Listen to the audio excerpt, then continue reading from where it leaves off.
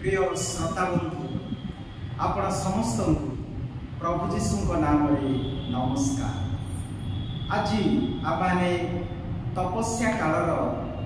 तृतीय रविवार रे प्रवेश करिछु। आज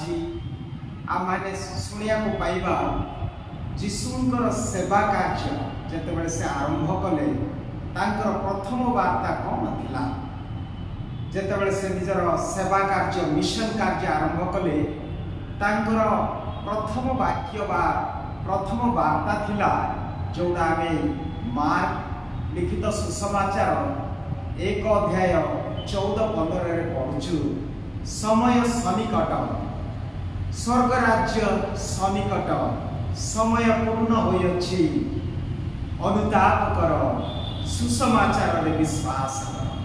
अनुताप कर, सुसमाचार रे विश्वास कर। यह थिला यीशुंकर सेवा कार्यर प्रथम वार्ता। पुणी आम जानूँ स्वर्ग को आरोहण कला करने पूर्व सांकर शेष संदेश थिला। कौन थिला आमे जानिबा लोक सुसमाचार 24 अध्याय 49 पदरे से कहती अनुताप और पापर क्षमा सर्वत्र प्रचार करा जाओ। से तांकर शिष्य मान को कहले अनुतापर वार्ता सारा जगत रे प्रचार करा जाओ। मार्क 6 अध्याय 12 पदरे मध्य तांकर सेवा कार्य समय से कहिथिले अनुताप कर, अनुताप कर। काहे कि आप अनुताप करिबा, काहे कि यीशु अनुतापर वार्ता प्रति एते गुरुत्व देइथिले, काहे कि आमे अनुताप करिबा।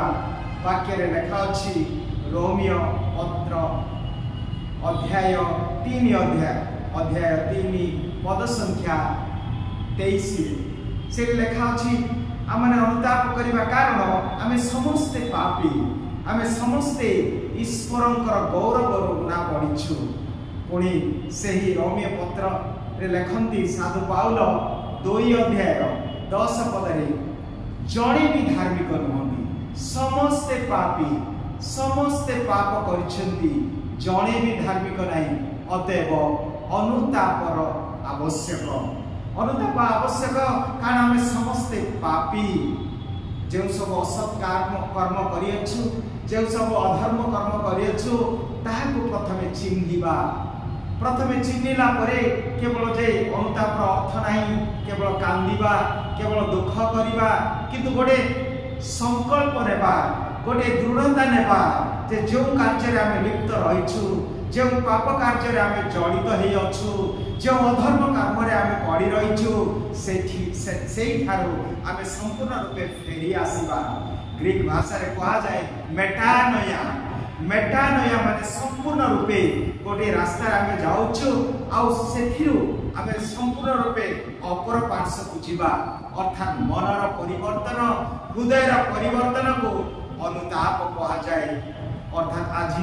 प्रभु आमको यही वार्ता दियंती से दृष्टांत जड़े मालिक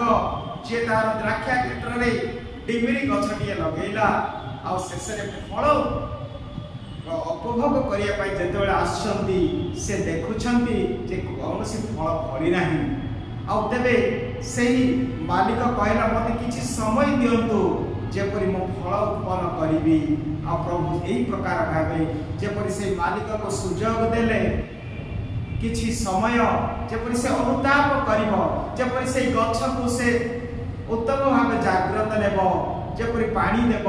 बाड़ देव, खत देव बा विभिन्न प्रकार, किंतु से जदि फल उत्पन्न करूना तेबे कौन तार दशा हेबो। प्रिय भाई प्रत्येक प्रभु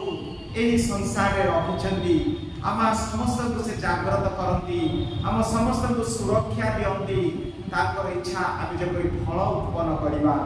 जहन 15 अध्याय 8 रे लेखा जाए तुमे जदि फल उत्पन्न करिब,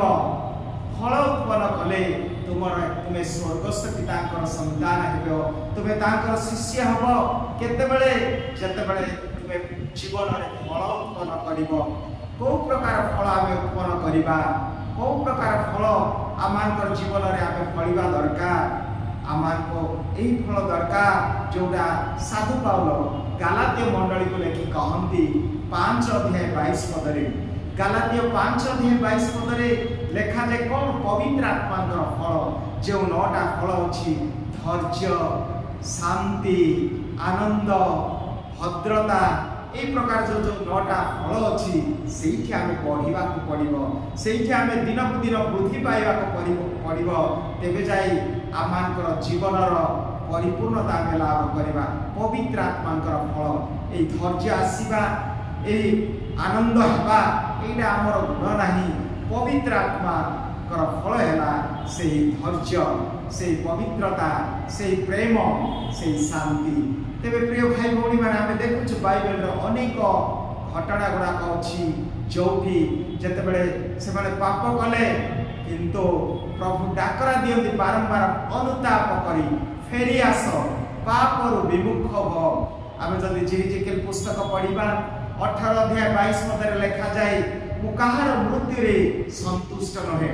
18:23-30 पदरे मते लिखा अछि तुमे जे पाप रे मरिब सेटा मु चाहे नाही किंतु जेपरि मन परिवर्तन करिब अनुताप करिब पाप प्रति विमुख होई फेरी आस मो निकट को आस आउ तुमे पाइब आनंद तुमे पाइब मुक्ति तेरे प्रिय भाई भौणी माने क्या आम जानूँ जमी लोक 15 अध्याय जदि पढ़ा से अपव्यय पुत्रर कहानी तार घटना जे बापा चलीगला जे घर ठार चलीगला जे पापरे जीवन बितेला जे जिते सबू किछि चली जाइछि आमे जानछु से घटनाटी से समय से अनुताप कला अर्थात निजे चिंता कला निजे पितांकर प्रेम को बुझी पाइला जे मोर बापांक घरे केते जे दास माने अछंती केते जे लोक माने काम पाइछंती किंतु मो आछि एई प्रकार परिस्थिति रे अछि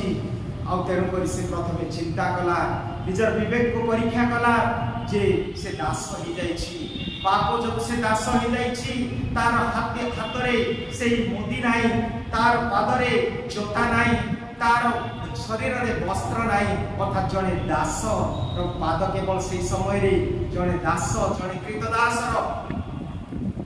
मोजा न थाए किंतु जने बापा जने राजा जने जहार मर्यादा अछि समाज रे ताठे वस्त्र थाए अंगुली मुद्रिका थाए पादरे मोजा थाए किंतु आज यही अपव्यय पुत्र निज पितांकर प्रेमरु बाहरी जाई से जड़े कृतदास रही आ से जते अनुताप कर मु जीवी मु कहिबी मु बाबा को कहबी मु पाप करिछि मते क्षमा दियो आ एई परि भावना नहीं से जते बेले फेरी आसिले आ सेते बेले बापा तांको विचार कले नहीं बापा तांको दंड देले नहीं बापा तांको प्रश्न कले नहीं बापा काहे की रे पो कोठी गलो कोन गलो ना से केवल आलिंगन कले से चुंबन कले से वस्त्र पिंधेले से मुद्रिका देले आ से मोजा पिंधेले आ निज संतान रूपे भोजीर आयोजन कले आ ताहा थिला जड़े अनुताप वास्तव फल एक नुआ जीवन एक नुआ भरोसा एक नुआ आनंद रे से जीवन बितेला अतएव आसंतु प्रिय भाई भौणी माने आमे अनुताप करिबा आमे जते जहा पाप करि थाउ ना काहेकि एई तपस्या काल रे आमे मन परिवर्तन करिबा आमे फेरी जिबा पिताक निकट को आमे फेरी जिबा जहा ठार आमे आसीछु जे हमको नियंत्रण करंती जे हमर जीवन तत्वावधान करंती ताक पाखु फेरी जिबा तेनु आमे जदी पढिबा द्वितीय पितर 3:8-9 पदरे लिखा अछि काहे प्रभु आसीबारे विलंब करछथि काहे प्रभु विलंब करछथि एइति पाई कि आमे जेपरि केही हेले पापरे पड़ी मरिबा नाही आमे जेपरि समस्त अनुताप करिबा आ तांको निकट को फेरी आसीबा सेइति पाई प्रभु धैर्यशील अटंती प्रभु चाहती आमे समस्त पापरे पड़ी मरिबा आसंतु प्रिय भाई भौणी माने मु कोठी पड़ी रहिछि कोन पाई मु दुखित अछि कोन पाई मो जीवन रे आज शांति अनुभव करू नाही जदि आमे जिसाय पुस्तक 1 अध्याय पढ़िबा 14 15 18 पर्यंत सेठी लेखा अछि तुमे जते हाथ उठे प्रार्थना कले मु तुमर प्रार्थना सुनिबे नाही तेनु 69 अध्याय जिसाय पदरे लेखा अछि कारण तुमे पद ठारू मस्तक पर्यंत तुमे पापरे परिपूर्ण तुमर अंगुली गुड़िक पापर रक्त रे पूर्ण तुमर मन पाप आड़ को धाउची तुमर पाद पाप आड़ को धाउची तुमर हृदय वा गर्भ पाप रे गर्भधारण करिछ तुमर वाक्य तुमर जिह्वा पाप रे पूर्ण तेणु से कौन कहती जेते हाथ उठे प्रार्थना कले मु शुणिबे नाही कारण तुम्हें प्रथमे ए पाप परिहार कर अनुताप कर दरिद्र मान प्रति दया कर जो माने विधवा अनाथ मान को साहाय्य कर न्याय कर उत्तम कार्य कर